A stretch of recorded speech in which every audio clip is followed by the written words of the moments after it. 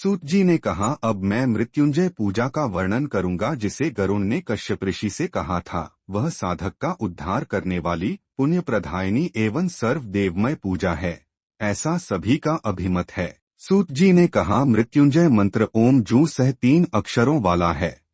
पहले ओंकार का उच्चारण करके जू का उच्चारण करें, तदंतर विसर्ग के साथ सह का उच्चारण करना चाहिए। यह मंत्र मृत्यु और दरिद्रता का मर्दन करने वाला है तथा शिव, विष्णु, सूर्य आदि देवों का कारणभूत है। ओम जू सह यह मंत्र अमृतेश के नाम से कहा जाता है। इस मंत्र का जप करने से प्राणी संपूर्ण पापों से छूट जाता है और मृत्यु रहित हो जाता है और मृत्यु के समान होने वाले उसके कष्ट दूर हो जाते हैं। इस मंत्र का 100 बार जप करने से वेदाध्ययजनित पुण्य फल तथा यकृत फल, तीर्थ स्नान, दान पुण्यादि का फल प्राप्त होता है। तीनों संध्याओं में इस मंत्र का 108 बार जप करने से मनुष्य मृत्यु को जीत लेता है, कठिन से कठिन विघ्न बाधाओं को पार कर लेता है, शत्रुओं पर विजय प्राप्त कर लेता है। भगवान मृत्युंजय श्वेत कमल के ऊपर बैठे हुए वरद हस्त अभय मुद्रा धारण किए रहते हैं। तात्पर्य यह कि उनके एक हाथ में अभय मुद्रा है और एक हाथ में वरद मुद्रा, 2 हाथों में अमृत कलश है।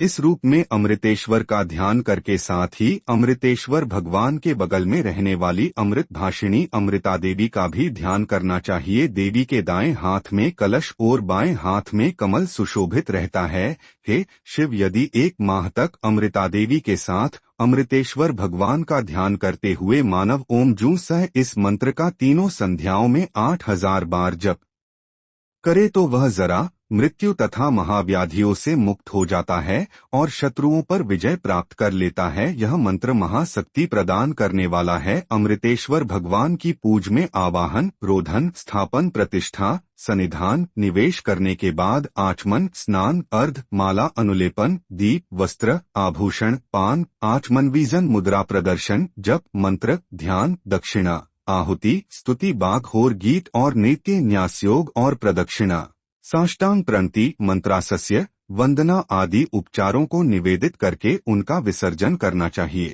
सर्दक प्रकार का पूजन जिसे परमेश्वर परमात्मा ने अपने मुख से खुद कहा है, वह क्रमश बताया है, उसे जो जनता है वही पूजक है। सर्दक पूजा इस प्रकार है। साधक को प्रारंभ में अर्घ प्रदान करने के लिए प्रयुक्त पात्र की पूजा करके अस्त्र अर्थात फट मंत्र से हस्तताड़न दाहिने हाथ के द्वारा बाएं हाथ पर ध्वनि करना चाहिए। उसके बाद कवचहूं मंत्र से शोधन कर अमृतकरणी क्रियाओं को पूरा करे। तत्पश्चात आधार शक्ति आदि की पूजा, प्राणायाम, आसनोपवेशन तथा देह शुद्धि करके भगवान अमृतकेश का ध्यान करना चाहिए। तदंतर अपनी आत्मा को देवरूपों में स्वीकार कर अग्न्यास करन्यास कर साधक हृदय कमल में स्थिति ज्योतिर्मय आत्मदेव का पूजन करें। इसके बाद मूर्ति पर अथवा यज्ञ के लिए बनी वेदी पर चित्रित देव के ऊपर सुंदर पुष्प अर्पित करें। द्वार पर रहने वाले देवों का आवाहन और पूजन करने के लिए पहले आधार शक्ति पूजा करें, तदंतर देवता की प्रतिष्ठा करके उनके परिवार की पूजा करें, क्योंकि विद्वानों ने कहा है कि मुख्य देवों के साथ उनके परिवार की पूजा का भी विधान है। आयुधों एवं परिवारों के साथ इंद्र, सूर्य, युगों, मुहूर्तों आदि की भी मुख्य देवों के रूप में पूजा करनी